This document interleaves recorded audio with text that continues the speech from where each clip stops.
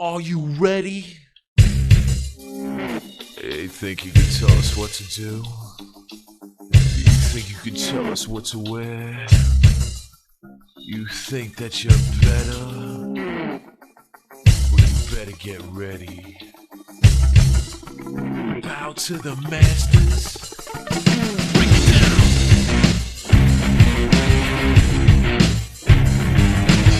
Degenerate into something fool. We just got tired of doing what you told us to do. That's a brace, boy. Yeah, that's a brace, little man. Break it down. Degeneration us.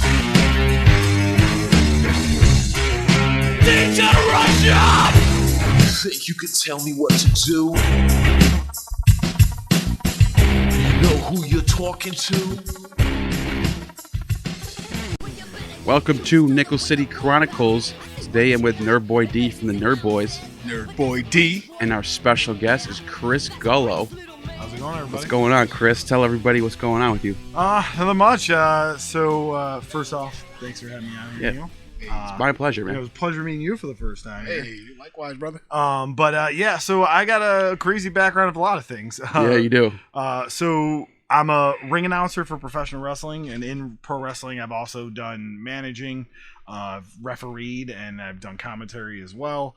And I still do stand-up comedy as well. And, you know, in a past life, I used to do radio, and I used to DJ, and I still act once in a while. Like, you'll see if you're my IMDb, we'll have no acting credits for 10 years, and then I was just recently in something last year for the first time in 10 years. Really? So, what was that? Nice. It was a Christmas movie. It was called Christmas Staycation, and it was pretty cool. It was It was a Zoom movie, and like I have a friend who's a filmmaker in Los Angeles, and we were really good friends in college. And he's like, "Hey, so I got a movie that you could be in while you're in Buffalo." And then, wow, and it was pretty cool. I played like some guy that just got out of prison, some weird dude. That's pretty cool.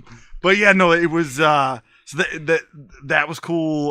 So I do that once in a while. I announce MMA as well, and I have 2 podcasts and I'm on. So yeah, I try to keep busy, and I'm in all types of forms. Yeah, you're all over the place. I noticed that. You out here. Yeah. So, but yeah, I mean, you know, we talk a little wrestling, local wrestling, wrestling history on here. This would be fun. Yeah, man. That, so yeah, I was talking to Derek about like my wrestling experience, or what I enjoy about it was the late 90s, the Attitude Era, Stone Cold, The Rock. Hell yeah. And then even before that, you know, you had the Razor Ramones and Macho Man, Randy Savage. I remember watching VHS tapes of that when I was a kid. And it's still good today. I mean, I'll watch it from time to time, and it's still very enjoyable. It's still just as good as it always was. Yeah. It's just a different kind of feel to it now. I think the problem I have with professional wrestling, like it's more so WWE, is like the whole scripted aspect of it, like especially like with the promos. yeah, Too scripted, sound too cheesy, like especially with the women, it sounds too much like some Mean Girls, like direct to DVD movie.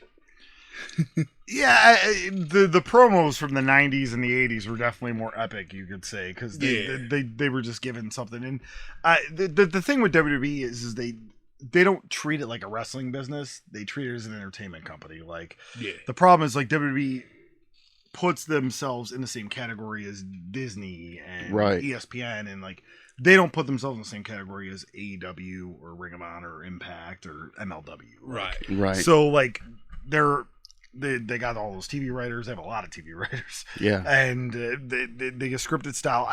I think some guys make the best of it, but yeah, I mean, you look at a guy like Kevin Owens. Like, he's still a great promo in WWE. Oh, yeah. Look at his promos when he was Kevin Steen in the Indies, like, especially in Ring of Honor. It's absolutely phenomenal. Right. So, that would probably be, you know, my least favorite aspect. I'd agree with you on that. I think it's changed. I mean, I could tell you that, like, as much as I'm involved in wrestling, like, I still watch a lot more older wrestling than I do modern wrestling. Mm-hmm. I watch a lot of modern independent wrestling to kind of keep it, because that's like that's kind of the world you're in. Yeah. That's the world I'm in. And I'll watch, hey, you got to watch this or watch that. But like, I still like. I love, you talk about the Razor Ramon era. A lot of people kind of badmouth it because it was like the lowest business like they ever did.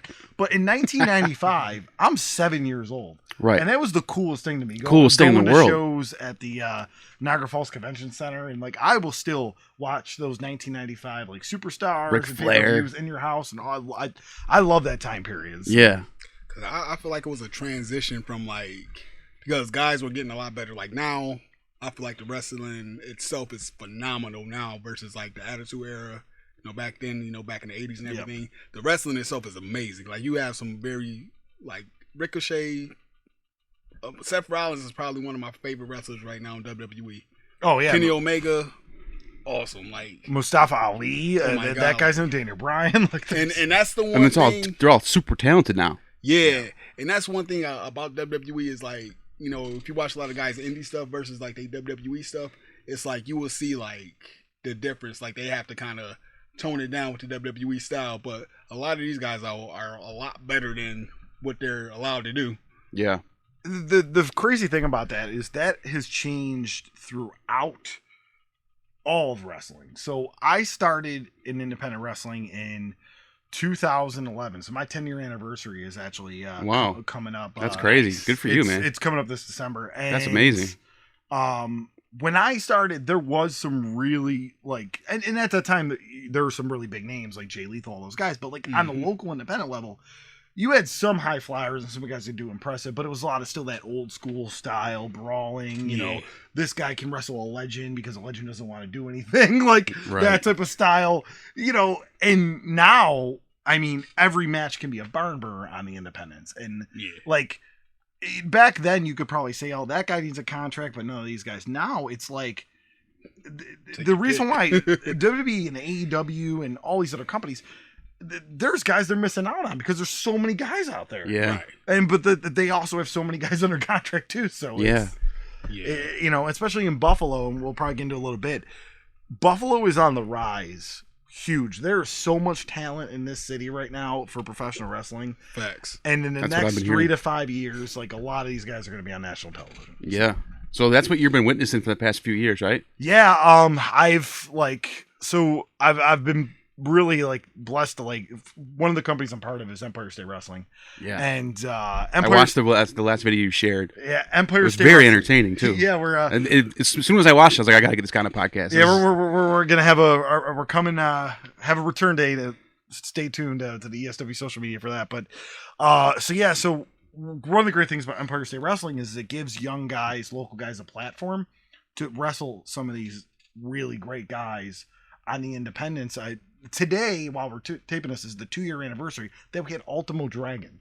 Yeah. Now, if you told me at 9 years old, I was going to be not only in wrestling ring announcing, but ring announcing Ultimo Dragon, I would You'd be like, you're crazy, right? But these guys get these platforms to like work with talent like that, and one of the beautiful things about ESW is if you look at the last 5 years of shows, all these guys that are now working for WWE and AEW and Impact like were there. I mean, Johnny Gargano was wrestled for us a lot. Yeah. And boom, there he is on NXT. I love Johnny Gargano. And like there's like right now there's so much talent, like, and it's on all levels. Like you have who I think is the best wrestler in Buffalo, New York is Kevin Bennett. And he's so multi-talented. He is actually a really, really good rapper. Really? He puts out like rap videos on YouTube, like about things like Wario and stuff like that. And it does tons. That's like sounds like some superstar in the making right there. Tons Like, of if, that. you can, if you're multi-talented like that, you can make it. You know what I He's a mean? good audio engineer too. He makes beats and he's produced podcasts, produced videos. Really? And Sounds the like my kind of guy. The guy's remix Kevin Bennett. Check him out. Super talented. You also have Daniel Garcia, who's got a really nice buzz right now. He had a really big WrestleMania weekend working all the independent shows. Nice. Really known for being a really great technical wrestler. You have Kevin Blackwood. That guy is like he's something different, man. Like first off, like I love watching him wrestle. And you look at him, he's covered in tattoos. He's got a whole He arm looks the that's part. like, that's black, like Yeah. just a whole black faded out arm. Nice. You're like, this guy looks like a wrestler, Right. And really, That's a really huge good part in of the it. ring. You got to look the part. Yeah. Anthony Gaines, really close friend of mine. Anthony is he's like a local Brian Pillman, if I could say, in the aspect that you never know what Anthony's gonna do next. Anthony could do super high fly matches. Anthony could do hardcore matches. Like none of a kind. Anthony Gaines. He's just superb. And another guy who crowd pops are huge. Right. And Frankie Feathers, who's a guy who works locally. It's a good name, Frankie Feathers. It's a really when good name. his music hits and he comes out, the crowd, it just they go nuts. Yeah. Vince Valor, who I like to call him the Arn Anderson of the area. Yeah. Or like he just looks like a man's man. Yeah. And if you want to have a good match with like a great veteran or just a guy that's never been wrestling before, put him in with Vince. Yeah. Vince. How's the local is following really with these people? There's a steady group of people that really are big fans. Yeah, no, I mean good. some of these fans will travel too. They will go outside of Buffalo. First off, ESW gets fans from like Canada and Syracuse and Binghamton and stuff like that. Oh, but sometimes these fans will travel with the talent. A couple more I got people put over. Yeah, my bad. No, you're good. Big time Bill Collier. This guy should have had a contract 10 years ago. Yeah. He is huge, and he is probably one of the best big men around. He was just on AEW Dark, wrestling John Moxley and Adam Page. So, like, How tall is he? he's like I'd say he's like 6'2", 6'3", but he looks like he's 6'6", 6'7". Yeah. Like, Some people just look big. Yeah, yeah. And Bill, if you're taller than 6'2", 6'3", I'm sorry. Don't beat him up. But Bill really was crucial to my development as far as I was just stacking chairs at a show and just working backstage, just trying to get in the business. And Bill goes, have that guy referee my match. I never refed in my life. That was your first one? He had me do a ref spot. And I could thank Bill Collier for days.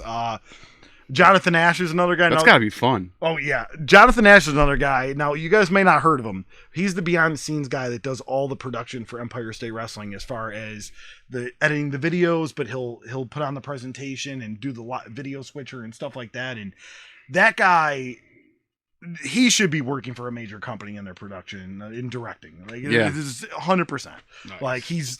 Like I every time we go to a new promotion, I've never seen Ash in action. I'm like, wow, this is impressive. Like he's one of my best friends too. But so I might sound biased, but like I look at some of these major producers for major wrestling companies, and Ash is a better producer and director for sure. It's definitely and high quality. I'm sure there's people I'm missing, but right there you have a producer guy, and you got about 6 or 7 wrestlers. And I'd like to say myself as a ring announcer, I think I've put ring announcers a whole nother level in the area. I'm tooting my own horn, but Hey, go ahead, do it, brother. But and I know I'm probably forgetting guys too, but Yeah. there's just so much good talent in the area. So That's good to know. I mean, it's Empire State. So I mean, is it just Western New York mostly, or is it for people all over the state?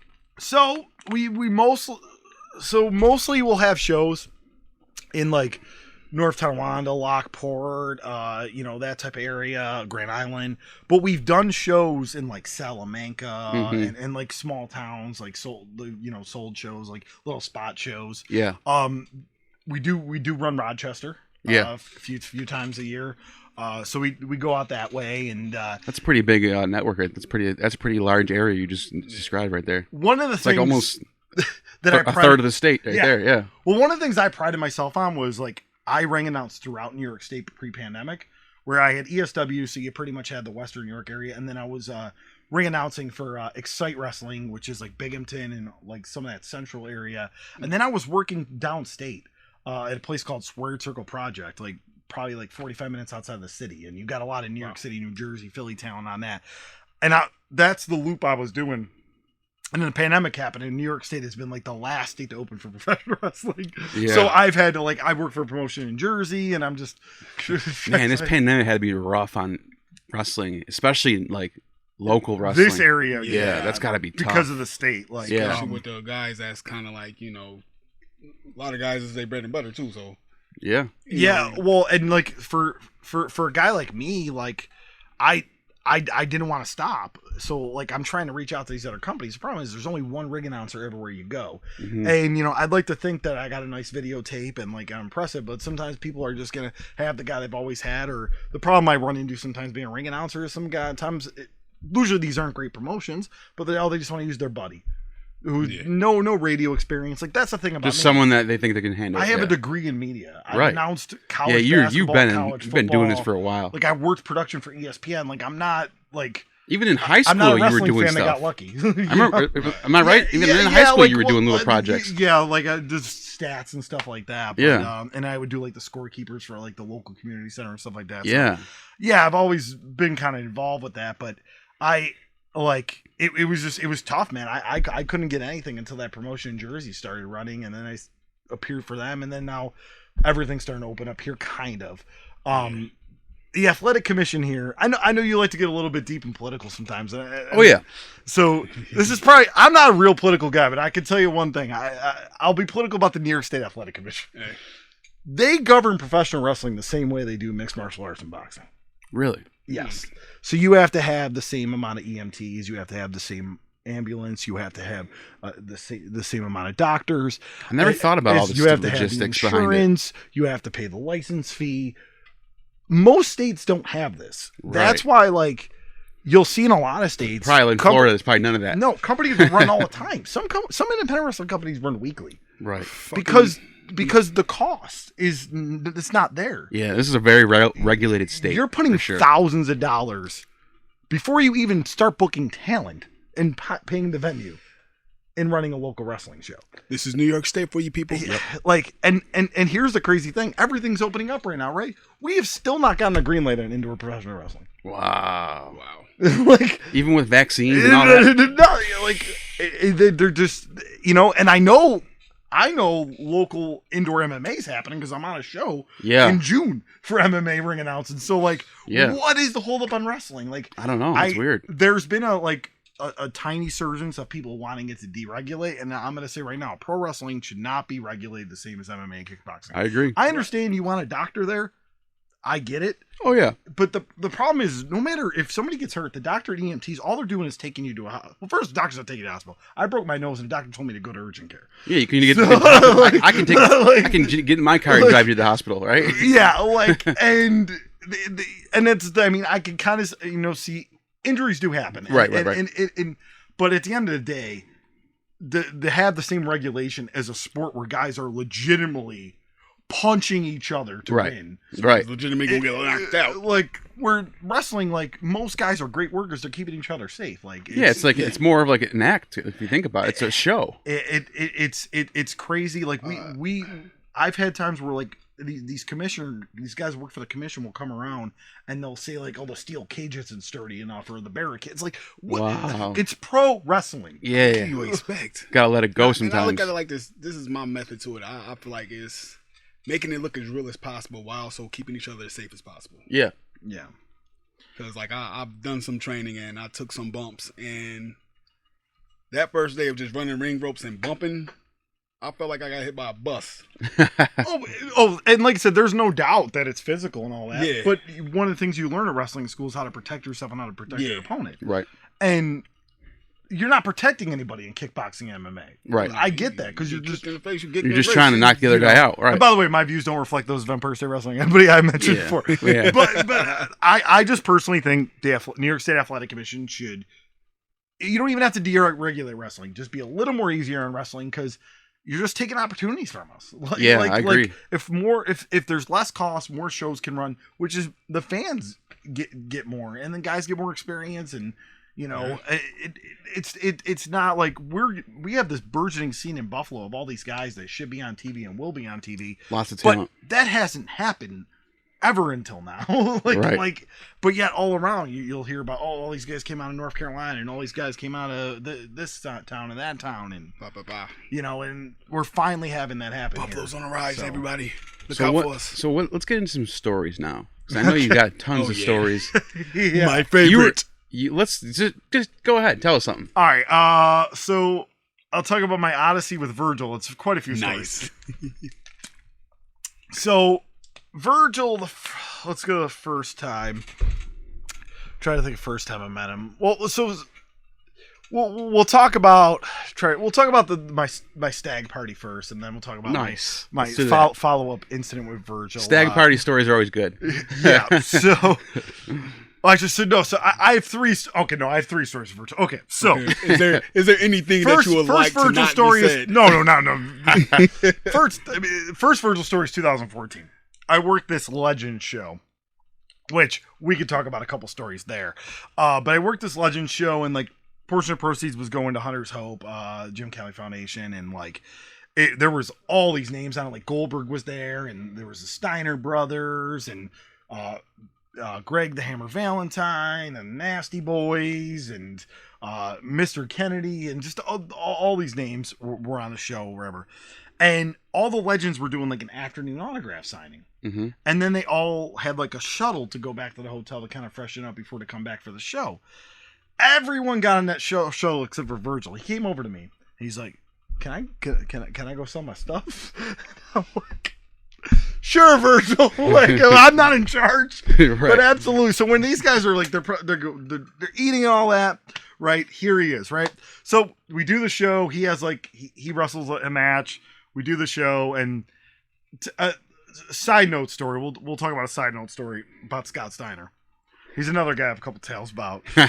So I go up to Scott Steiner and I say to him, "Hey, what do you guys want as your hometown? Do you want Atlanta or Detroit?" And he goes, "Atlanta? What are you talking about, Atlanta?" I'm like, "That's where you're built from on TNA." He goes, "No, I'm not." Folks, please watch the Steiner brothers in Impact. Tell me where they're built from. But nonetheless, he's getting angry, and I'm like, "Okay, fine. I'll announce you from Detroit." So 5 minutes later, I'm going to grab something out of the cooler. He goes, "Hey, you on the show?" I'm like, "Yes, I'm the ring announcer who just talked to you. What? I just had a conversation with you." So right before they're going to go out, I say to him, "Do you need the mic?" Because I know how Scott Steiner is. He likes to cut a promo. And he goes, "No." Now, we're doing this at the old Bronze in Akron. And from where the locker room is, which is like this little like shelter, it is probably, I kid you not, 50 feet away from the ring. Like, you have to run. Like, it's long. Yeah. It's a long. So I'm going to introduce him, introduce the Steiner Bros, introduce their team, their opponents. And then I got to go back to the ring to talk about the next match with the guys, right? So I say to him, "Do you need the microphone?" "No, I do not." Perfect. I leave. I go in the back. Some of security, "He needs the microphone." So here I am. I got to run in a suit in the middle of summer to give Scott Steiner a microphone for him to just say a bunch of swear words in front of children. Right. And then, so yeah. So what's up with the confusion? What was he? I don't know. No one ever figured out. Also, at one point, too, he just locked himself in the room alone with the fan. I'm like, "What is he doing?" Wow. Do a pretty damn good impression of him too. That's So hilarious. we'll do a side Scott. We'll do one more side Scott Steiner story, and then we'll go back to Virgil. I swear. All right. But the first time I ever worked with Scott Steiner was a couple years before that. I think it was like 2012, 13, so maybe a year before that. First off, he walks in the building eating one of the, those giant freezies with the crocodile on it? Yeah. The freezy Yeah. pop. He's viciously eating it. He's not eating it like somebody like eats That's a freezy hilarious. pop where someone just enjoys it. He's like chomping at it. And I'm like, okay. He's like walks in, and then he just puts it down. Like 65% of the freezy's still left, and just walks away and never goes back to it. What? So after the show, he goes, "Yo, they got a shower in this building?" And I'm like, "No." He goes, "Well, they got a hose." I'm like, dude, that's gotta be crazy I being can around check. these people. And I go in, and the venue's like, "Yeah, we have a hose." They give me the hose, and he's like, "All right, set it up." I'm like, "Wait, I'm not gonna hose you down in Ridge Road."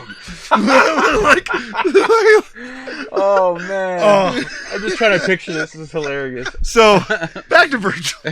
So anyway, so we're at that Legend show where Scott Steiner doesn't remember who I am, even though I talked to him 5 minutes for him. Yeah.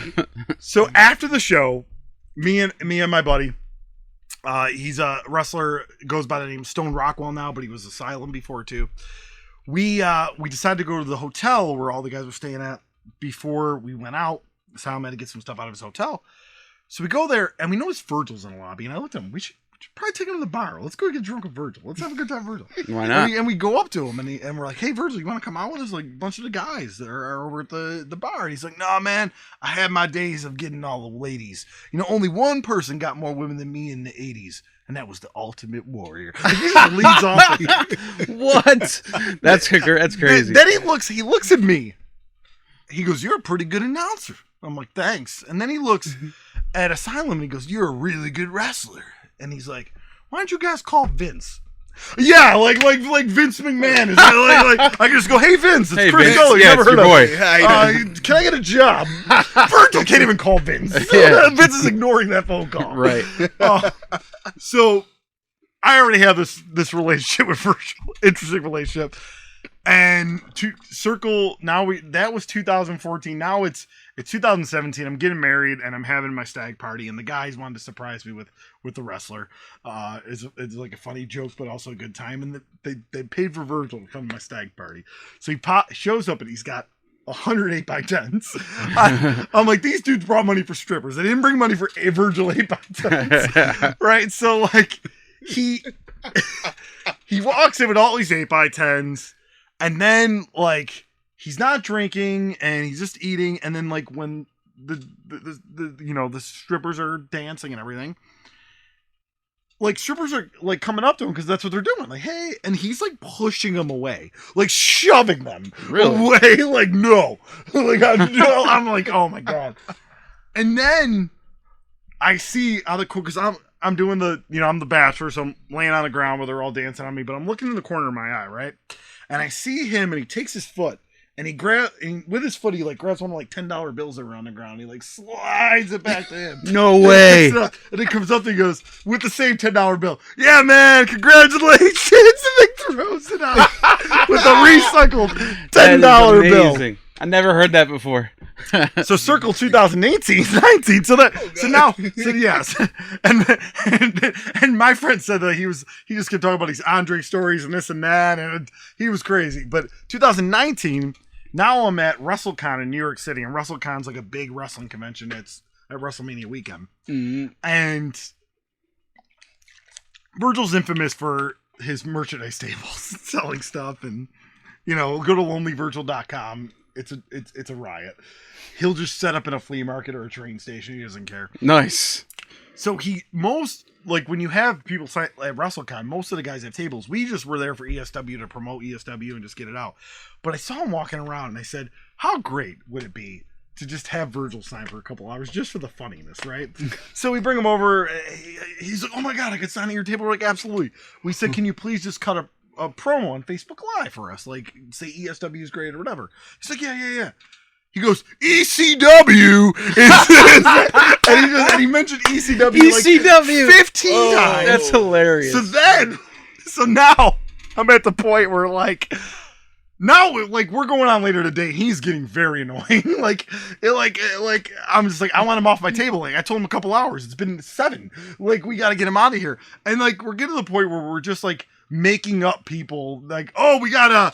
Yeah, Ice Train's coming, or really? We're just making up old WCW guys. We think of like Hard Work Bob, the Gambler's signing here from 2 to 3. We need you. We need to get you out of here, right? He wouldn't leave. The next day we had Colin Delaney with us, which was great.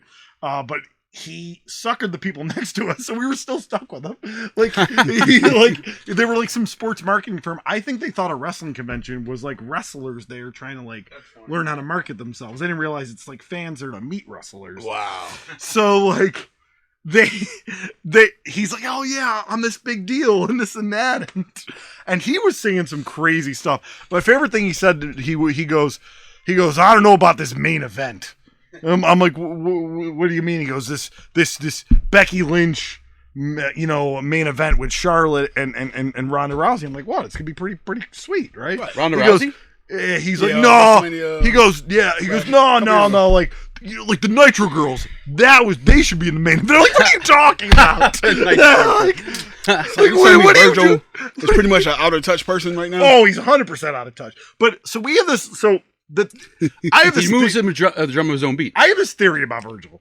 See, everyone thinks he doesn't have money because we'll sign his autographs anywhere. It's, you know, he'll come in on a bus ticket. Like that's Virgil, right? Right. I'm convinced that he is just slowly putting all this money away, and he's a multi-millionaire. Secretly super smart. I wouldn't doubt it.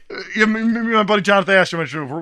We're convinced that like when he was with the $1 Million Man, Ted DiBiase, he was like probably taking some of that, like that petty cash. Yeah. Vince wasn't keeping track of that. Right. He would just tell Ted, "Oh, if you got to buy everybody drinks at the bar, go do it. Yeah. Live the gimmick." Live the gimmick. So- Reminds me of Young Rock. His dad always said, Yeah, live the gimmick. live the gimmick. So yeah, Virgil and me have had an interest, and I'm sure I'm going to run into him again.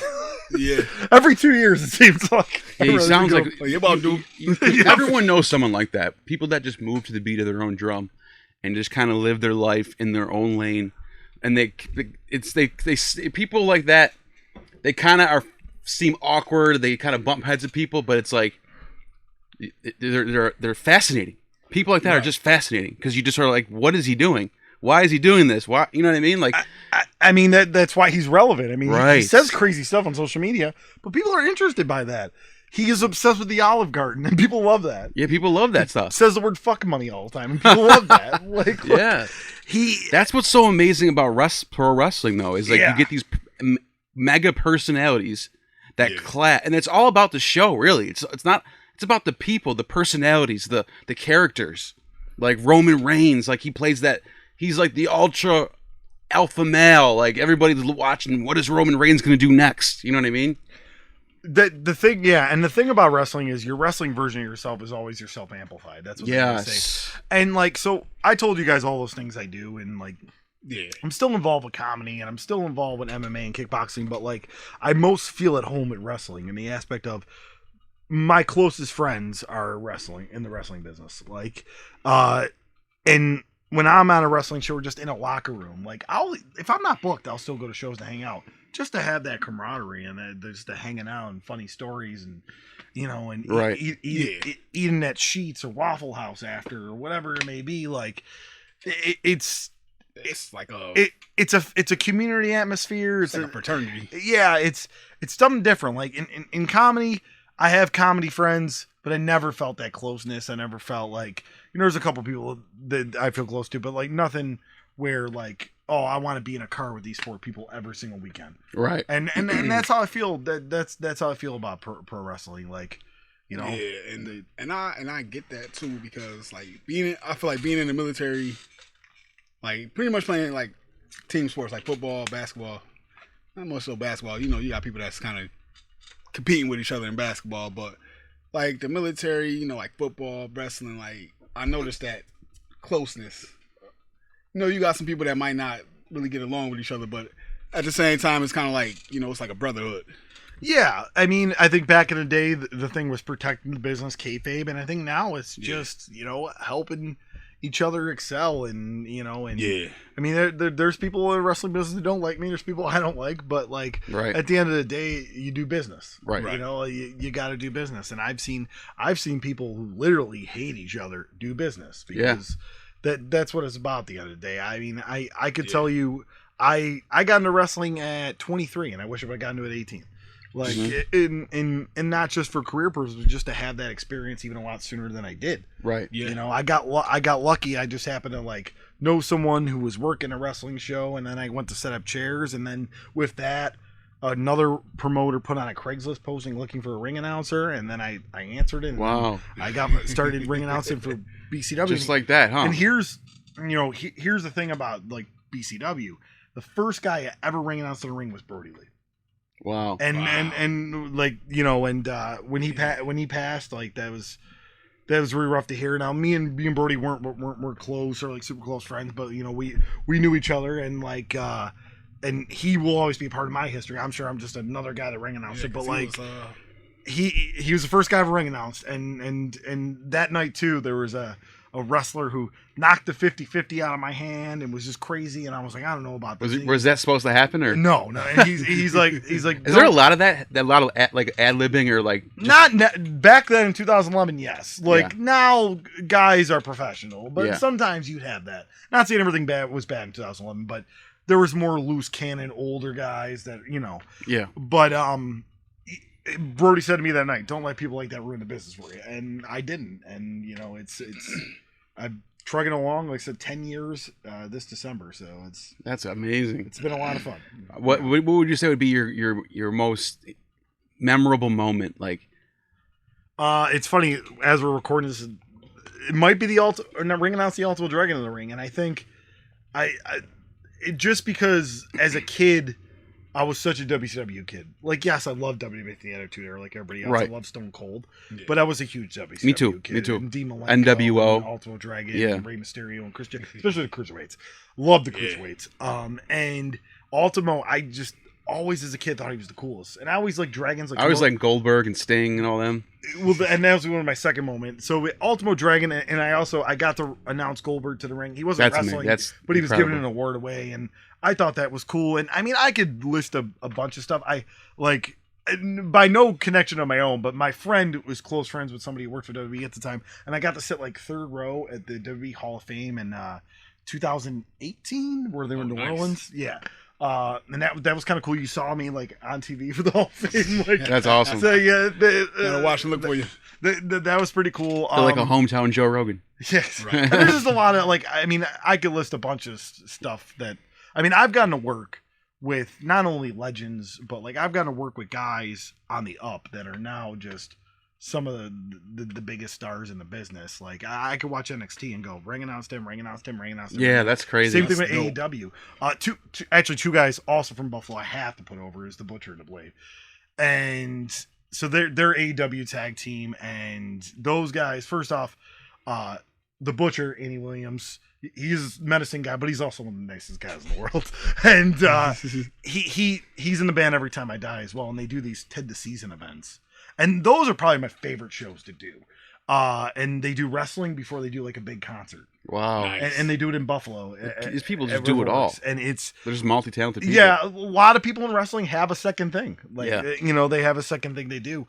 But those guys have been great, giving me opportunities and just like, and now they've helped out a lot of wrestlers in Buffalo, and I love to see him killing it in AEW. That's dope right there within itself, because a lot of people, once they make it, they don't come back and look out for people that came up with them. We were talking about this off air. Like, I think that's the difference with this era group of Buffalo guys. You know, like the Butcher and the Blade want to give back.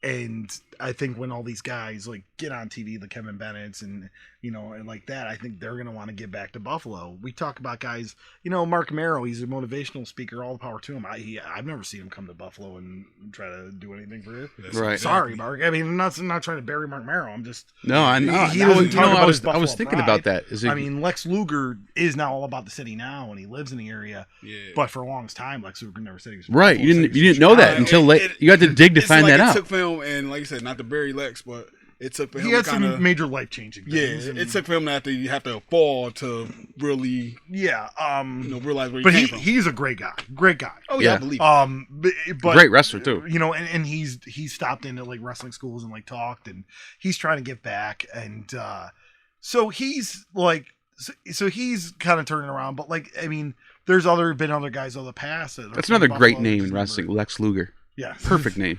But yeah, so like, but now this new generation of Buffalo people, like, they're gonna give back to the city. Like that's, and someone was telling me that Razor Ramon is related to a car dealership, Scott Hall in Buffalo, or something. I don't know. Not that I know of. People say a lot of crazy stuff that isn't true. So who knows? I had a guy tell me one time Buff Bagwell was moving to Buffalo. I'm like, oh. And it wasn't true? No. Yeah. See, people say, stuff gets around. It's like playing telephone.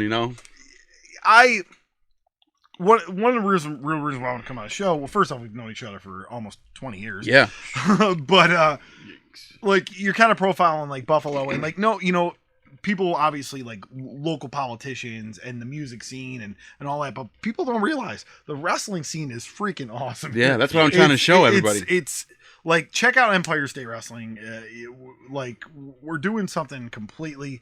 Just, you'll see some of the biggest names you ever thought you would see in Buffalo. I was blown away. But then the local talent, and there's, like I said, there's a bunch of guys I haven't got to announce yet. One of my favorite guys actually goes by Roscoe. Giant dude. He's actually a champion power lifter. Really? Oh yeah, and there's actually, if you go to the ESW TikTok.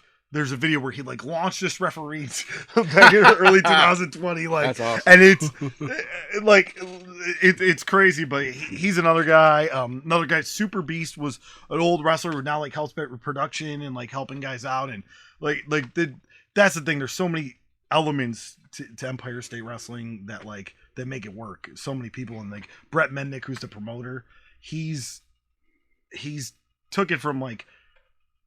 ESW always had a presence locally, like, hey, people would, oh, it's wrestling, have a beer, this and that, let's go watch some guys.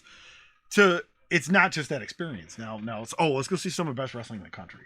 Right. And there's more women doing it now too. Yeah, we've been pro Which is wrestling's great. best kept The secret. girls have been turning up. Yeah, And they're I'm making. glad they're getting their shine, like Bianca Belair and Sasha Banks. They put on a hell of a match at Yeah. WrestleMania. And Some it's just like, super talented women that are wrestling. AEW, like some of the local like. Well, see, women's wrestling that's is- what's one thing that's got to change with Buffalo. More women have to want to wrestle. Right. There's not a lot of women trained or have trained. But you're open we do for bring it, in though. some. We do bring in some talent. I mean, the bunny before she went to AEW, she was popping up in ESW. But then we have Kate Kearney, who's local. But we've seen like Davian. We actually had Ruby Riott before she got signed. She was at ESW. Oh, wow. Candice LeRae was there a bunch of times. Really? Like, yeah. So we've had some, but like. There isn't a lot of local women's wrestlers, which I hope that with this burgeoning women's wrestling scene that does change. Right. Because women's wrestling is freaking outstanding. I mean, It is. There's some independent people right Like, now. it's- Holly Dead, Hyann, trying to think off the top of my head. I mean, AEW has some great women's talent. Yeah. Here's a good question. Which old school, female wrestler would you like to see today? Medusa. Oh, I like that. Medusa. Sherry Martell's close second. Yeah. See, people don't remember Sherry as a wrestler. They remember her as a manager, and she was probably. See, I understand the Jim Cornette Bobby Heenan conversation. I get it all the time. yeah. Oh, who's the best manager? Is it Jim Cornette? Is it Bobby Heenan? Jim Cornette, Bobby Heenan. People should put some respect on Sherry. Oh, hell yeah. Sherry was awesome. Sherry was willing to go the extra mile, and she, to me, was one of the greatest managers of all time. When people talk about the Mount Rushmore women's wrestlers, it's not as easy as the guys. Yeah. Like the guys automatically, three of them. Ric Flair, Hulk Hogan, Stone Cold Steve Austin. They debate to get The the Rock Rock, on there. yeah. Like that's the Mount Rushmore Yeah. of pro wrestling to a lot of people. Of men's wrestlers, but women's wrestlers, it's a little different. I posted this question on my What about Twitter. China? And I mean, China could be on her just for all the barriers she Yeah. broke. Right. Medusa, Trish Stratus went from like being like she was just a model to look. She's one of the best wrestlers of her era. Yeah. Lita. You have Lita, but then now you they're have they're matching the you have men Bianca now. Belair, you have Bailey, you have Asuka, you have Sasha Banks, the Paige, AJ Lee. Like there's Rhea Ripley. Like there's so many. It's a lot harder to pick the four best women's wrestlers. of Yeah, all that's time. tough to do. But Medusa is somebody I would love to see in the modern era because Medusa, she had to bring in talent from Japan because there wasn't a lot of American women's wrestlers at the time. And now, if she could have had this influx of talent, Medusa she would have been a would've much bigger star than she already was. Wow. Much bigger. Yeah. I think one person that I think like I'm not necessarily the biggest fan of Sable. Don't kick my ass, Brock Lesnar. If you ever see this. Oh, Jackie. Jackie is another one that doesn't get talked That's about what I was enough. about to say. And Exactly. Luna Vachon too. See, Luna, Jackie. Luna would have been great. I could have seen Luna working Game Changer Wrestling. Like, I would love to see Luna versus Alley Cat in a modern day battle. Yeah, that would have been great. I feel like Luna would have been. I don't know. I think because one of my favorites right now is Bray Wyatt. Bray Wyatt, the whole Fiend gimmick. Even though I think they kind of butchered it he's on another level. Yeah. Yeah, and for him to actually come up with the majority of that himself is amazing. That shows He's a modern day Mankind. What's his name? Mankind's Mick real Foley? name. Yeah, he's a modern Trying day to Mick Foley reinvent with his different. Yeah. Yeah, and then it's just like with it was a takeoff Waylon Mercy.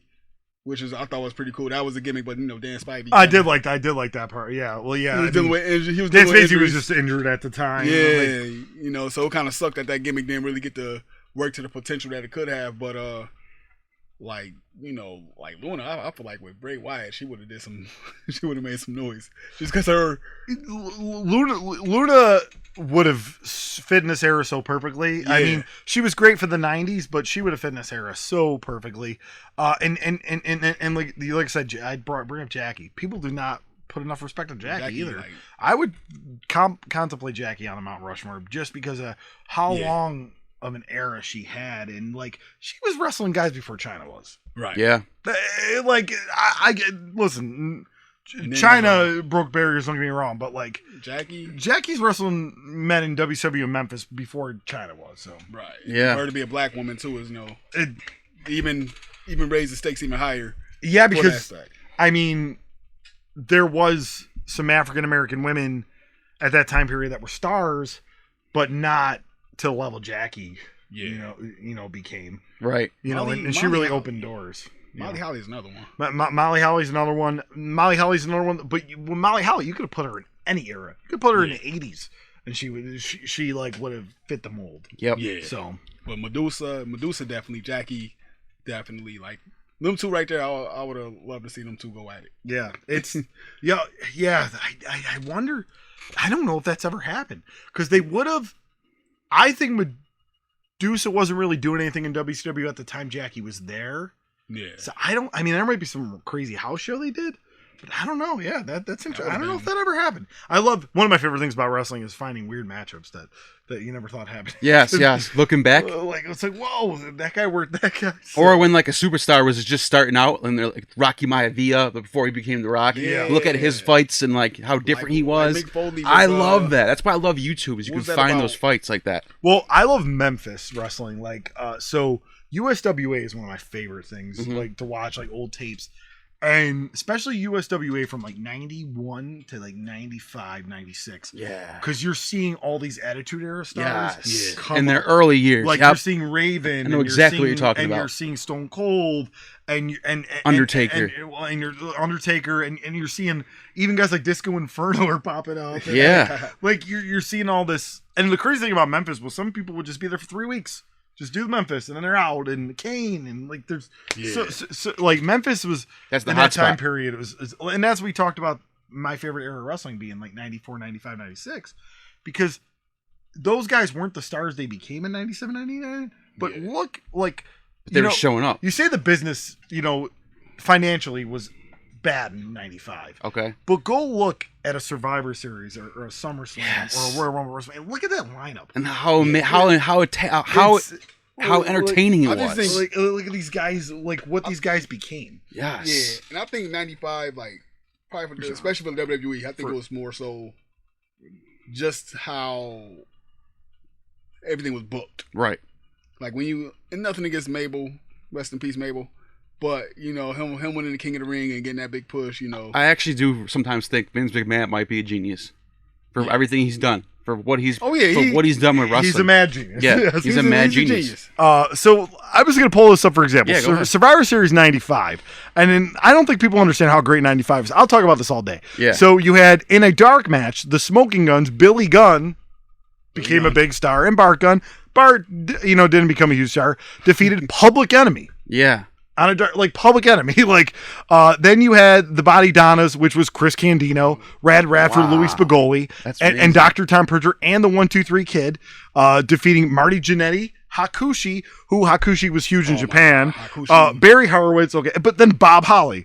Then, Wow. the women's match, there's a lot of like Japanese women there, but that were big stars in Japan, but not to the common American audience. But then you have Goldust defeating Bam Bam Bigelow. Wow. Then you have The Undertaker, Savio Vega, Rikishi, and Henry Godwin defeating Mabel, Jerry Lawler, 4 on Isaac 4? Yankem, who was Kane, because these were all the 4-on-4, and Triple H. Jesus. Then Triple H? in the main event, you have Shawn Michaels, Ahmed Johnson, the British Bulldog, and Psycho Sid with Jim Cornette and Ted DiBiase defeating Yokozuna, Owen my Hart, God. Razor Ramon, Dean Douglas, who was Shane That's Douglas. the main event? No, and then Bret Hart and Diesel. Was the main event. Wow. That sounds like... And Okay. 90% of those guys became giant stars in the Attitude Era. Okay, Yeah. so I don't Bam know. Bam Bigelow. Maybe I might get a little heat for this, but I've always felt like Owen was better than Brett. I think Brett just had the cool look to him. Yeah, Brett was more iconic. Brett was a phenomenal wrestler. Brett was more iconic. Owen was a wrestler, though. Yeah. You know, I enjoyed so as a kid, I enjoyed Brett more. Yeah.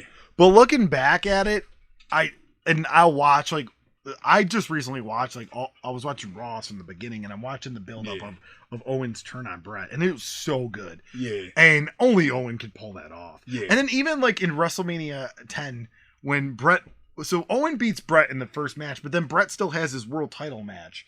And he wins the world title, and Owen's just looking all mad at the end. Jealous brother. It was so good. That was interesting. That was really good. Brett was great, but Owen might have been better for the business in the long run. It's so unfortunate that we lost Owen Hart. Yeah. And there's this big debate and they talked about in Dark Side of the Ring, would have Owen just retired and enjoyed his family, or if Owen still worked? I think Owen would have still worked. Yeah, I agree. Think, with those guys that Jericho brought it up. Yeah. With the guys exactly. Eddie. I mean, Eddie. Imagine Owen and Eddie. God. Owen and Eddie in 2000, God, that 2001.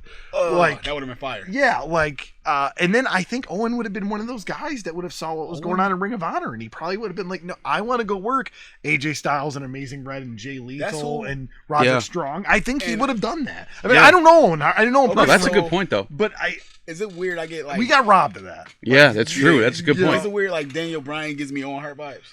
I mean, Owen feel like that would have been another great one. Owen and Daniel Bryan, and just imagine. I can see that. Owen Hart. Owen never got to work Kurt Angle. I think that would have been. Oh my God, that would have been phenomenal. People, that's one of those matches people don't think that's a Kurt Angle turned out to be the career. For me, just like with Kurt Angle and it was Shawn Michaels and Eddie Guerrero before Eddie Guerrero passed. He was supposed to have a program with Shawn Michaels. I think that would have been a phenomenal match. I think Owen Hart would have had a career resurgence had he not died. I think Owen would have put just show stealers on night after night, and he probably would have went back to Japan too. And who knows how long? I mean, look at them today. You got PCO. What if Owen's still in shape in 2013, 2014, and he's over there working Okada and Nakamura and Ibushi and Omega? Right. I know these are all just pipe dream things, but it's possible. But just the possibilities, are endless. And with Brett, I think you saw everything Bret Hart could do. There's a couple dream matches: Daniel Bryan, Kurt Angle. Yeah, but I think with Brett, you had enough of Bret Hart, and I'm not trying to disrespect Bret. No, Hart, I know what you're saying. You've seen everything Bret could do. Owen didn't get to really show what he could fully do. Or the Undertaker, you saw everything he can do. Yeah. Plus some. You know what I mean? Undertaker, once he returned to the Dead Man character, that's when he kind of had that career resurgence also. Yeah, yeah. Because he did get a little stale and then turns to the American Badass. But then just not being the Dead Man for a while, people wanted the Dead Man again. And then it worked. They went nuts for the Dead Man, yeah. Like Shawn Michaels, when he came back. I think the second half of his career was better than his first half.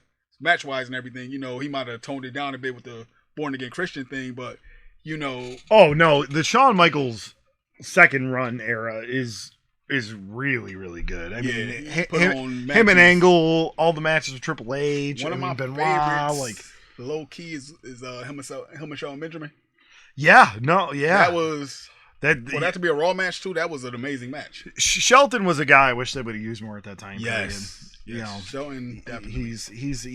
He's a guy that probably, if Shelton's his age that he was then, now, oh yeah, he's a top guy. Who do you think if you could name somebody who's been gone for a while, a superstar that could come back today and take over? Who do you think it would be? If they could still physically do it now, or it's a good question. Because a lot of guys thought of this question. A lot of guys have come back. Man, The Rock's never really came back. Yeah, I mean, really, the Rock would be a guy. And it's from any era, from 80s, any 90s. era, just anyone. Oh man, The Rock would be one, I guess. He could easily take back. Here's a weird one, because he's not a giant name, but he was an underrated great wrestler, Alex Wright. Oh yeah. I think you bring if Alex Wright, because you got it. He's still in great shape. Yeah. And if Alex Wright right now said, you know what, I want to wrestle some of the best wrestlers on the independents, it would be amazing. Yeah, that would be. I think it would be great. Alex Wright is one of those guys. I don't know why WWE never brought him in when they bought WCW. Yeah. I never understood that. I mean, he's everything you want. Like, he had a great look. He was a great wrestler, and he had a goofy character, Entertaining. and he was from Germany. They love international. Yeah, you're right. You're right. They love that. And on Yep. top of that, he was That's a like, good point. by the time he got, by the time WCW bought, he was still in his early 20s. Yeah, he was. Yeah, he was very young. He's still taking 43, 44. I think he did step away from business. I know he had a wrestling school and stuff, but Alex Wright is one of those guys. Like, I would have to have really time to think of that question because a lot of guys have came back. Or what else? Maybe one of the villains. Xbox another one, but Xbox Yeah. says there's rumors that he's coming back X-Pac. because he did have some surgeries and everything, and he's at full health. He did kind of come back, right? Not like a second. No, he was doing like some legend shows and stuff. Yeah. But then he's had some surgery and And then stuff. you're right. But X-Pac is another guy. Like, Yeah, he was amazing. Let X-Pac go have these like bangers on the independents. Oh, yeah. The D-Generation X You know, that entire movement with Triple H and X-Pac and Billy the Kid and all them. It was amazing to watch. Billy Gunn's a great guy. I Yeah, got the ring announce and referee Billy Gunn. He's one of those Yeah. few guys I've got to do both for.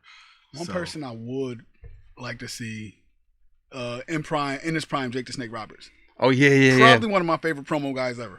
Yep. Got to open up for him doing stand-up comedy, actually. Really? Yeah. So I've got to. He did stand up? Yeah. Wow. I got to open up for Mick Foley and him, and then Mick Foley? Yeah. So you met Mick Foley? Yeah, oh yeah. I mean, and I've opened That's up amazing. for Mick Foley. Yeah, he's a legend. That's a legend right there. But I also What's he doing now? He's still pre-pandemic he was still doing comedy shows, and like you'll see him pop up in everything, man. He's a legend. Yeah. I've always wanted to go to Mick's comedy show. I just never could. It's a good time. I think Mankind was might have been my favorite wrestler at a point in time in like the early 2000s and late 90s. I think he was like my favorite wrestler. Steve Carino was another guy open up for doing comedy. He did comedy for a little bit. And the only guys that I wanted to still open up for that did comedy that I never got to was Rob Van Dam, who still could be. I mean, that still could happen, but Roddy Piper. I really wanted to open up for Piper. Yeah. Like that was like on my like in stand up. I have friends that have opened up some really huge names. Like I have a couple cool names. Like I've opened up for Donnell Rawlings and Theo Vaughn. But like the wrestling is my niche. Yeah. So like I've opened up for Jake the Snake over Foley, but Piper was the one, and I never got to. And man. I would have loved. It's not surprising to me that people in the wrestling are doing comedy too, because it takes Dolph a Ziggler does it certain now, too. personality to be like that. So it doesn't surprise me that much that the two realms kind of the overlap. businesses are so correlating. Like Yeah. it's. I was very prepared for wrestling. So like, we talk about like I get into wrestling in 2011 and I'm 23 years old. I was already doing comedy for 3 years and I was driving all over to do comedy for sometimes no money. Right. like That's how it is. I mean, almost running into mailboxes because I'm falling asleep. Just to get my name out there and like, oh, I'm gonna go to Rochester every single night for a weekend, open up for do a guest spot, unpaid. Oh, and also that I can't not Just stand out of anywhere, passion. so I'm just driving, and just stuff like that. So yeah, no, like in wrestling, I was prepared for the drives because of comedy. And I was prepared for hey, you may have a great draw, you may not have a good draw. The crowd might be receptive, may not right. be That's receptive. crazy. They correlate so, and there's a lot of comedians love pro wrestling, and a lot of pro wrestlers love comedy, and that's why that I'm not the only comedian that's got in the wrestling business. Most popularity, Ron Funches does a lot of wrestling commentary now. Yeah. He's all over wrestling now. Yeah. Kevin Nash at one point was going to get into stand-up comedy. He would have been good, but Nash is more like Nash is a storyteller, but you want Nash to sit down in front of a fireplace with a glass of wine. Yeah. And tell you stories like that. Right. That's how Nash comes across as. Right. He's a great guy. Like one of the beautiful things about wrestling is I've really gotten to work with most of people I looked up to, and then as much as I endear that, I really endear the guys that I'm seeing come up that have gotten opportunities and been places. And I was going to ask you. Independence. I mean, I got to ring announce MJF a few times before he got signed. Oh, nice. And another good opportunity. there's a thing when I'm a ring announcer, right? And there's certain guys I have chemistry with when I announce them. Yeah. Locally, Colin Delaney's one of those guys. Butcher and a Blade, like they just like the way I say their name and they hit their their stance at the same time. It's just absolutely perfect. And another one of those guys was MJF. I only got to ring announce him a couple times, but just the way I said his name and we were perfect sync. Yeah, perfect sync. I was gonna ask you, who right now in Empire Wrestling is coming up that you would be least surprised that would make it in pro, like to the WWE? I mean, I'd say it'd be a tie between Kevin Bennett and Bill Collier. Okay. Are those two gonna ever fight?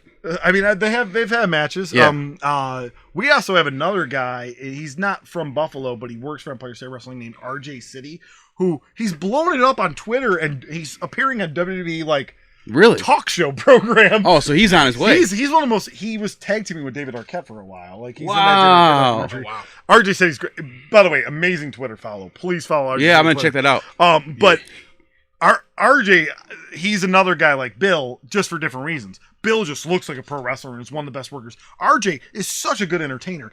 He's you would think WWE would want. Oh my God, we need this guy. And he was an actor and a bunch. RJ is 100% what a TV program should want. But yeah, I'd say Bill Collier. Just if we're talking Buffalo, Bill Collier and Kevin Bennett. Kevin Bennett's the name that people would know about. I've heard that name. Kevin Bennett, he's done some WWE stuff, wrestling like Andrade, and he just was on AEW Dark Elevation. Him and Kevin Blackwood went against Max Caster and Anthony Bowens, and wow, and he's another guy I know. He's a good buddy of mine, but still, he's also a really nice dude. So I wish so much success on him. I can't find one person that doesn't like him. Yeah. He's just one of those guys. Yeah, he's one of those. He's definitely on his way. And then another thing I was just thinking about too, and this is off topic now. Not off topic, but what do you think was the greatest match in wrestling history? One match. It doesn't matter if it's a 3-on-3, 1-on-1, tag team, whatever. If you had to pick, I already know mine. Really good question. Do you want me to say mine? Yeah. Mine as well, because I already think it's why you're thinking about it. Was the I Quit match. Rock and Foley? Yeah. When everyone thought he said I quit, but really it was just played on the speaker, and he never said it, and they fooled the whole entire crowd. And thought he said, "I'll never say I quit," and they recorded that little clip. So then when he was getting his ass beat by The Rock, and all of a sudden you hear I quit, and everyone's like, "What?" Then it turns out that they just played it over the speaker. He never actually said it, so they had to didn't they have to fight again or something? They had to rematch it. They had the halftime heat one. Yeah, because they recorded his promo. That match to me was the greatest match of all time because they were all over the place. It was bloodshed. There was tables being thrown. Have you ever seen Beyond the Mat, the wrestling documentary? Yeah, actually I have. Yeah, they cover that. Yeah. That was huge. Yeah, that was such a crazy match. Mick Foley's daughter was hysterical, and the hype up for it was Vince McMahon. Whoever thought of that entire premise, genius. This is a really tough question because there's a couple that come to my mind. Mysterio and Guerrero at Halloween Havoc. Just because I think that inspired. That's an iconic. I think that inspired a whole generation of wrestlers now. Yeah, I think you're right. That's a good point. And probably either Steamboat and Savage or Steamboat and Flair. Probably the second. You're going back with that one. Yeah. Yeah, but those would be the ones I would talk about because I think Steamboat and Savage inspired guys like Mysterio and Guerrero and Malenko, and then those guys inspired your AJ Styles, your Jay Lethals, your Sami Zayns, all these top guys. Daniel Bryan's I think it was this umbrella effect, and now those guys have inspired these new generation of guys coming up. So, and I hate to sound like one of those guys that's kind of being with the in crowd with this one, but Austin and Rock WrestleMania 17. Yeah. That classic. build up. Classic. One of my best friends, that's his favorite match of all time. Yeah. Yeah. That whole build up, the way they everybody talk kind of sound cliche, but the way they use My Way in the promo video to lead up to it, just the build up, and it was just wow. It's all the about Rock versus Stone Cold. I can't remember what year it was. I don't even know if it was it might have been WrestleMania. Was it WrestleMania when The Rock won with the People's Elbow? They did three Mania matchups. And I want to say WrestleMania 19 was the last one. The last one. Those were classics. All those.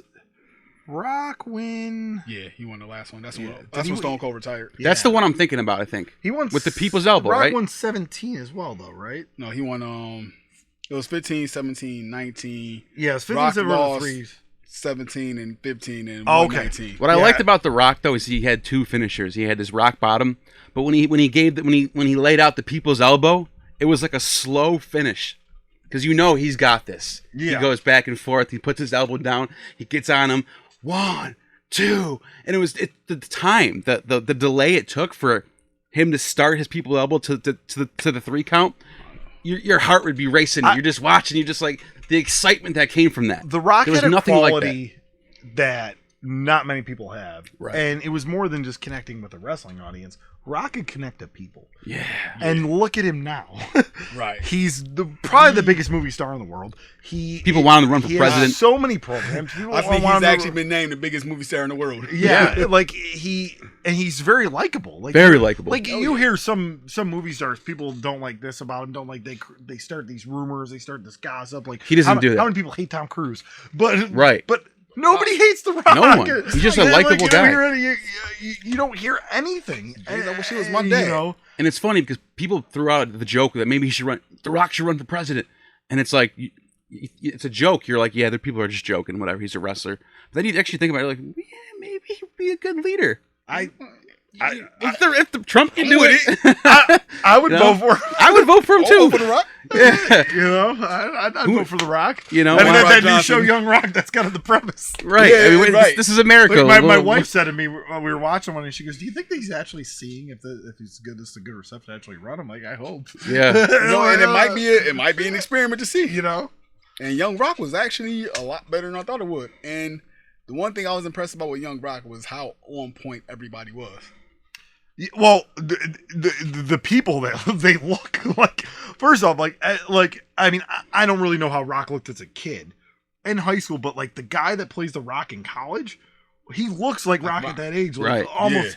almost dead on. I think Junkyard Dog, they got on point. Junkyard Dog and his dad, whoever the guys they played them. Yeah, the guy that plays Rocky Johnson looks just like Like him. him. Chic too, pretty Yeah. good. I still think that guy's appearing at indie shows now. Yeah. Brett Azar. I don't know what he's doing on indie shows, but he's popping up. But yeah, no, some of those guys look so much like the guys they're supposed to portray, which is it's amazing. not the Vince McMahon. The Vince didn't look Vince anything McMahon like is him. like, You can't imitate him. The Randy Savage is like so. Right. I think he's more the last episode. That's when he was at his Yeah. most macho man, Randy Savage. I'm like, okay, now that's Macho Man. But Yeah. other than that, That's a tough role to play. It's Macho Yeah, Man Randy Macho Savage. Man, That's a tough role to jump into. That's somebody that Randy Savage is like a one of a kind. Like, and God rest his soul, Randy Savage, and also New Jack. Yeah, Who we just recently lost last week. And I grew up an ECW kid as well. And and ECW, New Jack, one thing I used to love about New Jack matches was that he came out, just run out, start whooping ass. His music is still playing the whole time. And by the time his music was over, it was like the match was over. I remember being a kid and like, so one of the, kind of backtracking to my love for wrestling, but so I grew up like pretty poor, and then like got to move to like town area a little bit, a little better, but I grew up really poor in the east side of Buffalo. First like 9 years of my life, and we didn't have cable. We had like one of those antenna televisions. But I'll tell you, you can get some pretty obscure wrestling with that antenna on Saturdays. Like Yep. I would be able to watch Superstars. I'd be able to watch WCW Worldwide, just on these weird channels. But then Channel 67, WNGS, which is the America One network. And now there's something else over it. I should know this because I was talking about this on my podcast. But so they would air Smoky Mountain Wrestling, USWA, and then ECW. And I really started to love those like second tier wrestling, like seeing these guys come up or the old legends going there. And I think that's why I fell in love with independent wrestling and such a big part of it. But yeah, like ECW, I remember being a kid and like Natural Born Killer. Yeah. You're like, oh, New Jack's coming out. New Jack and Mustafa are gonna come out. Beat All the people. bloodshed and all the tables. It was just like they had to one up the big names, WCW, WWF They did. at the time, and they did because they really came out and they did a little bit extra. Because with the exception of Rob Van Dam and the Dudleys, nobody left WCW and became a real bigger star at those other things. I mean, you could bring a Mysterio and all that, but he wasn't there long enough. Yeah. Like, but Raven was at his best there. Dreamer was at his best there. Sandman was at his best there. Mikey Whipwreck was at his best there. You know, like... And ECW brought a level that was so high that wrestling magazines couldn't ignore it. And they were getting written about just as much as all the other ones were. You would open up a wrestling magazine, and there's ECW, there's, the cage matches and stuff. The exact moment I got into wrestling, like I would always see it here and there. Like one of my first like actual memories was like Raw or something where Undertaker stuffed Jim Cornette into a body bag. But like when I like really started getting into it was like late '98. It was like just before Stone Cold and Undertaker had that Buried Alive match. Mm-hmm. And this when they used to have like Livewire or Super. It was one of them, and they used to come on Saturday mornings. So Livewire was like the talk show when Heyman would call in. It'd be Bruce from Connecticut. That's funny. So it was like an angle where Stone Cold was hit in the face with a shovel by Undertaker, like passed out. Undertaker tried to embalm him, and then like the next week on Raw is when they stuffed Paul Bearer into a manhole, and I just thought it was like the funniest thing ever. I remember the exact time that you're talking about. It was from week to week. They would leave you cliffhanging on what was going to happen next, and it was always something crazy. It was always like a car pulling up. Who's in that car? They're about to, you know what I mean? What just happened? Like they just leave you cliffhang. Think about the amount of time Stone Cold destroyed vehicles, and he was arrested. Like in the Attitude Era, like man. Yeah, and then it showed you there's a real aspect behind it. Because you hear about these arrests and be like, whoa, that really happened. And then ECW, my first time ever watching ECW, I noticed Taz. It was when Taz like the world champion. He like stuck barbed wire into Jerry's mouth. Oh yeah, that was a definitely memorable moment. I remember that too. Yeah. And then my first show ever going to was Fully Loaded '99. That was the first time ever being in wrestling, and it was like I was with it. Yeah, I remember my first time seeing like Ric Flair. It was WCW. That was the first wrestling show I ever been to. It was WCW, and I remember seeing I think it was Ric Flair versus I can't remember who. It was late '90s, but it was incredible. It was just like the whole time heart pumping, and it was just such a good thing, especially when you're there live. It's nothing better than that. Yeah, and you're actually watching it like right there. As a kid, I think that's what hooked me. Like my first was like Niagara Falls Convention Center and like Yokozuna, Bret Hart, Diesel. Razor Ramon, just Shawn Michaels, the great names from the '90s. And I think that's why I hold that era. So I keep bringing my buddy John Nash. Like we love that era. Like 94, 95, man. I know it was down business, but it was a good. I'll keep era. pumping it up, man. You know what? You know what really highlights that era is the Sega Genesis game, the WrestleMania '95. So where you can choose between Bret Hart, Razor Ramon, Yokozuna, Bam Bam Bigelow, Lex Luger. So WrestleMania the arcade game, right? Yes. Was it the one where they had the crazy stuff too, like Doink the Clown and everything? Yeah, Doink the Clown. The Royal Rumbles and Pan. Yeah. Boom shakalaka. Yeah. They stole the line. That game highlighted the mid-90s wrestling. I think my first game was Warzone. Yeah, I remember. Was Warzone the one with the terrible promos? Yeah, like Ahmed Johnson, you couldn't understand what he was saying. Yeah. Was that for Nintendo 64? That was like the first PlayStation one. Yeah. But those games got good over time. The arcade game was like the first one. The new ones are incredible. Oh, yeah. They got the new ones where it's like you're actually living it. Nothing plays better than No Mercy for N64. No, It's still the greatest wrestling game of all time. Yeah, yes. I totally agree with that. And I love WCW vs. the World right behind it, in my opinion. Yeah, I used to like the one cheat code. I think that was the one where you can create your player and stuff. You play like the battle royal. It's like a certain point. Yeah. If you don't choose things, you like come down from Raptors. Right. And WCW Thunder was the craziest game. That was a good game too. If you unlocked all the cheat codes off the Game Shark, or I forget what that actual cheat website was called. Yeah, there was a magazine Cheat for it too. CC or something, whatever. But you could get all these crazy characters, including like the head of security, Doug Dillinger. But you could also play as this praying mantis. It made no sense, but I made this praying mantis a world champ, man. I'd wrestle Randy Savage as the praying mantis because I love praying mantises. I was like, this is cool. I used to love that. Oh, make sure to check my phone. Make sure it's not. Okay, we're good. But yeah, man. One thing you mentioned Yokozuna, like Yoko was great, man. That's another guy. I hear I think he would do good in this era. Hold on, we can't ignore it. We're talking about Yokozuna. What's up with this story that he shit his pants? Does anyone know about that story? I never really heard about it. I've heard him. wrestlers shit in I've heard his pants. Andre the Giant. That's a thing. Like I've heard that story where he would like sit down on a guy and he would actually poop his pants. Flair's done it. Flair's Who said it? I was watching some YouTube video and they were talking about fighting Yokozuna and he farted or something along the lines of he farted or shit his pants and then he sat on his face and he said he smelled it. It might have been Undertaker. I think it might have been Undertaker. I know Stone Cold said he shit I mean, it his sounds pants crazy and and disgusting, but it's something you got. It's a crazy story. Bonsai dropping and Stone Cold shit himself. I think sometimes with the way your body movement and like these guys are really just taking like they're either drinking energy drinks or they're drinking like at that point it was when you drink right before you go out and work out. I can't think of supplements. But yeah, like they're just getting pumped up for that, and it just happens. You know, I mean, I'm sure it still happens. Nowadays today, I've seen it happen on the indie level. So yeah, it just happens. Yeah, it's been a little over an hour, man, and it's been amazing conversation. Yeah, and what's coming up in the future? So I'm doing a lot right now. First off, I have 2 wrestling podcasts. One is called Rediscovering the Indies, and it's an independent wrestling history podcast. So we take a topic from independent wrestling every month, and we break it down. We go over the history and all that. Right now, we're actually been doing it's going to be a 4-part series about XPW. We're part 3 is actually going to release very shortly. Really quick, was that the one that was like kind of linked to porn? Yes. Nice.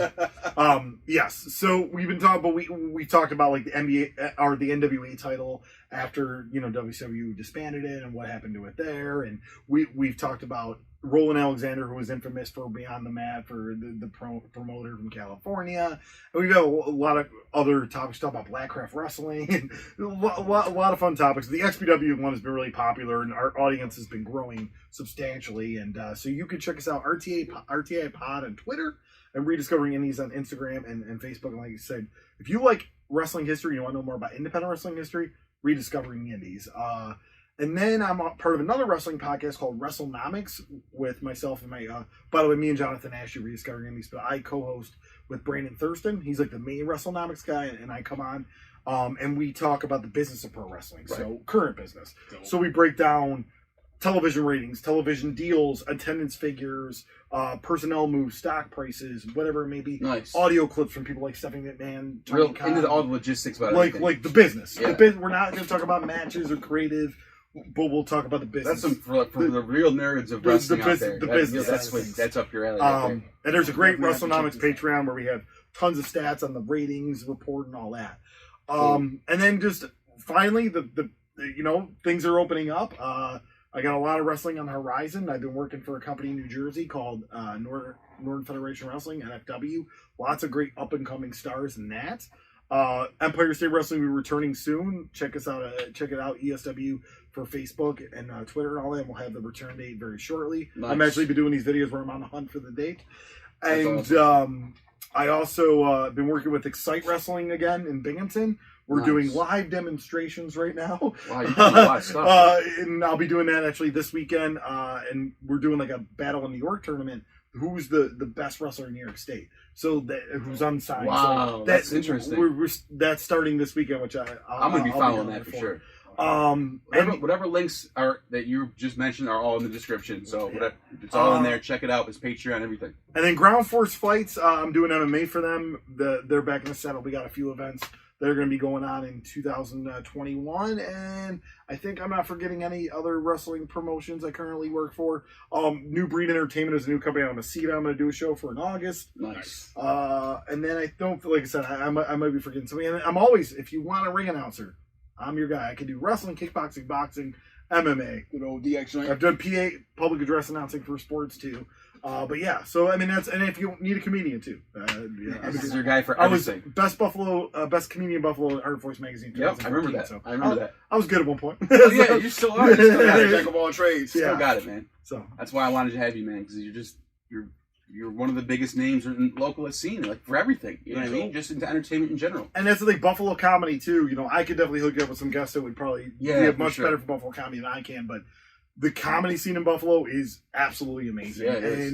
And same thing with the wrestling scene, and support those, along with all our arts and culture scene and the music scene. And there's a lot of like public activism and a lot of great stuff. But Buffalo really is becoming The beer scene too. I love craft beer. Yeah. The beer scene in Buffalo is For sure. bonkers.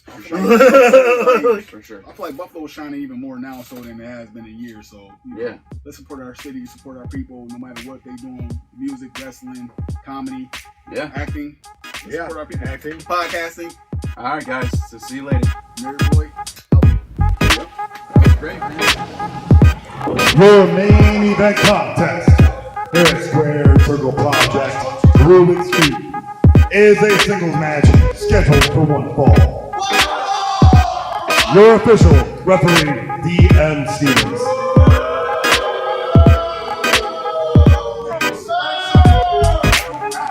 Introducing first, hailing from Killer Hills 10304, weighing in tonight at 225 pounds.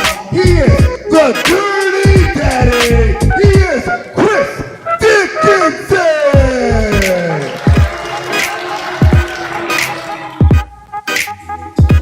Hailing from Plainview, Long Island, New York. He weighs in at 215 pounds. He is better than you, and you all know it. He is Maxwell Jacob Freeman. He is MJF.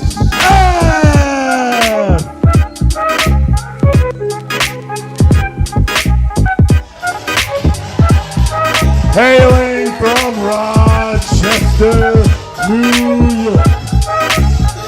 Weighing in at 195 pounds. He is the Captain, a.k.a.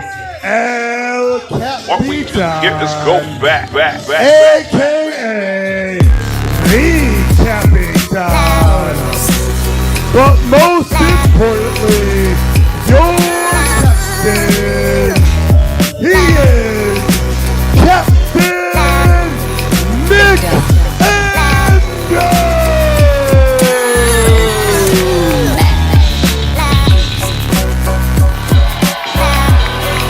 Hailing from wherever, and his weight doesn't matter.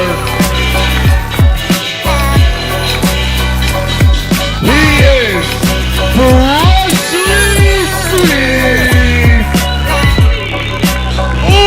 Orange Cassidy.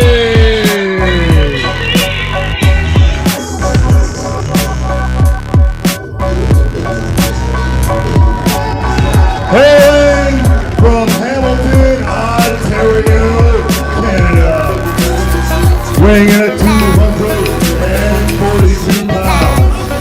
He is one half of the Impact Wrestling World Tag Team Champions.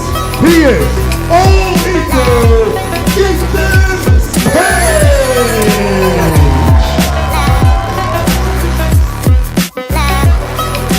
This next contest here at Empire State Wrestling Brawl is a singles match scheduled for one fall. It is for the Empire State Wrestling Heavyweight Championship. Your official referee, DJ Jarko.